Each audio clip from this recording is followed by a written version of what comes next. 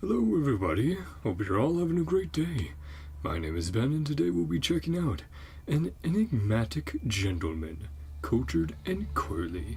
Flynn's character anecdote. So we'll be going through, doing a bit of voice acting, and checking out some deets on our boy Flins. Even though he gave us some details about him, we still don't know much of his past. After all, he's been around a long time. Let's check out this art.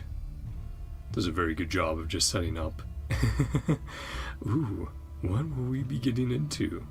And the color scheme, of course, being very, very dark to fit his nighttime walks. Apart from occasional business and the odd monthly purchase, Flins rarely shows up in town. However, this has not stopped the townspeople from remembering this elegant gentleman. Like a graveyard veiled by the lighthouse's beam, could his friendly manner conceal hidden intentions? Let's check out Flins's anecdote. I think the rest is all in this format, so zoom in, put it over here, make it a bit easier for you guys to see. There's a small isle in the central southern region of Nod-Krai that has earned the name Final Night Cemetery on account of its lonesome, dismal air. Amidst the deathly silence, only one living soul remains. This gentleman tends to introduce himself as such. Okay, so his character intro.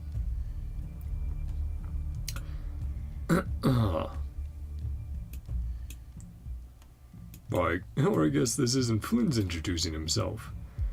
Well, it is saying he introduces himself like this, so let's do that then. Flins, a warrior of the Lightkeepers, the awardee of a civilian commendation medal in recognition of his squad's efforts in repelling abyssal creatures. Flins, a warrior of the Lightkeepers. There we go. A little bit better for that starting line.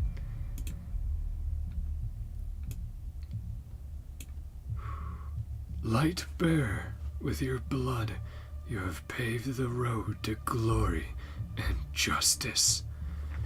Although Flins can come across as somewhat eccentric among the Lightkeepers, the townspeople still consider him a good person. For he is easy to communicate with. Even his dull, boring clothes are made memorable by his elegant, decorous speech, even if he rarely shows up in town. Yeah, just the trail of his coat as he passes by, and the grave he watches over. Graves plural, I should say. Ooh boy, look at this art. Curious about his past, people of all sorts have invited him to join gatherings to share old Lightkeeper stories. Yeah, other people just want to know more about him. These he tells splendidly, such that many gazes have drifted downward when he reaches the saddening segments of said tales. This has led to many audiences not being willing to touch on his old scars any further. Yeah, because he's probably like, well, you want to hear all the tales of how all my friends are dead and I'm still alive? Yeah, that's great. Let's get into that. Quite the storyteller, though. Would love to have him read a book, storybook to me, to bed. Ooh, that's fun as well. Getting different expressions from Flins as we go on. The residents revere Flynn's occasional sorrow, unaware that this sorrow is another manifestation of distance, the audience's guilt becoming the teller's shield. Yeah, his way of going like, so no one finds out too much about me. Let's just make sure they feel a little bad about bringing up my past. Once someone feels this sympathy, the various narratives they have heard will take on meaning, convincing people that his melancholy deserves time and space. Whether out of courtesy or concern, no one should continue to pick at a good person's wounds. Surely. That's so funny. He's like, I wouldn't say putting up a front, because I'm sure he does feel what he's telling people when he's like, oh yeah, nope, this sucks, and obviously regret my comrades dying, but convenient for him that it leads to them questioning him less. Though that distance did come to bite him in the Archon quest after all. Maybe you should get a little bit closer with a few more people, Flins. No one despises the good people around them. The residents feel this way, and so does Flins. He is fond of those who are both interested and sympathetic, just as people enjoy the heroic tales he repeatedly tells. Again, makes a pretty good cover. From another perspective, viewing each other as good people is an exceptional social strategy. A well-told heroic narrative is always dazzling enough to conceal all the mysteries that lie behind it. Ooh, there's some interesting ones in there, in here, among the lantern's light. Every shadow born of the light shall remember it. We do not seek to... Sorry, some of this text is being obscured. Only to grant temporary or grant relief, something like that. I see an M in there. We'll read off the ones I can actually see. Snezhnaya was once the realm of the Fae. I do remember that from the web event, saying long before, or I think the very first Belizar, right? The very first Cryarchon was Fae.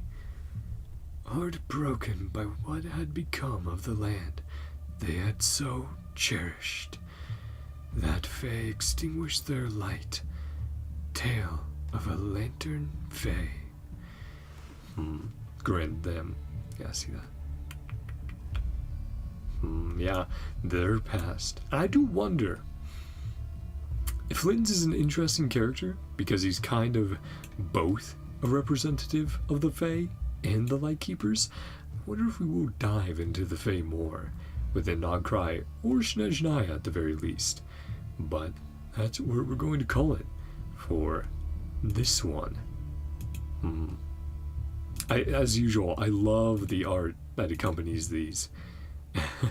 The shading, the color choices, really making certain elements pop, and Flins' expressions along the way being quite interesting.